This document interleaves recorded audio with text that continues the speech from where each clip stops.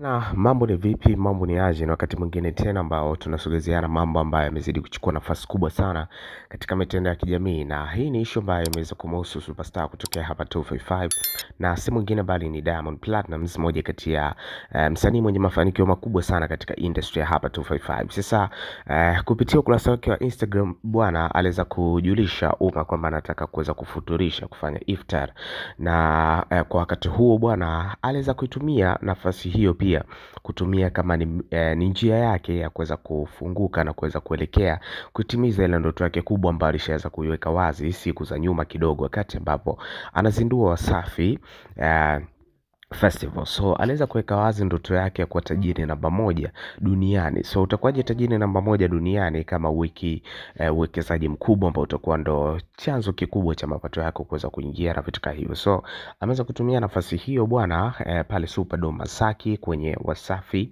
Iftar kwa kuweza kuintroduce bidhaa yake mpya ambayo itaingia sokoni na itaweza kupatikana nchi nzima, ambayo hii bwana ni Wasafi Soap. Ndo maana moja kati ya post yake ambayo alishawahi kupost katika kipande cha Instagram, kipande cha Insta story, aliweza kuelezea kwamba kumekuwa kuna tatizo la kuwa watu wanafua lakini nguo zao zinabaki na uchafu na vitu kama hivyo. So yeye analeta solution ya kuweza kuhakikisha kwamba anasafisha kabisa, vitu vyote vinakuwa vinakaa sawa kabisa. So hiyo inamaanisha kwamba ni kwa namna gani ambavyo ameamua kutengeneza mazingira ya kuweza kuwekeza katika kitu kingine, lakini asset kubwa imeweza kutoka kwenye kipato chake ambacho kinatengenezwa kwenye muziki na brandi yake kiujumla ya Wasafi. So imekuwa ni moja kati ya wakati ambao ni mzuri sana kwake kuendelea kujiweka vizuri zaidi, kuongeza investment kubwa sana kwa upande wake. So alitumia nafasi hiyo ya tarehe 20, nikizungumza siku yake ya jana, kuweza kufuturisha lakini pia kuintroduce bidhaa yake hii mpya ambayo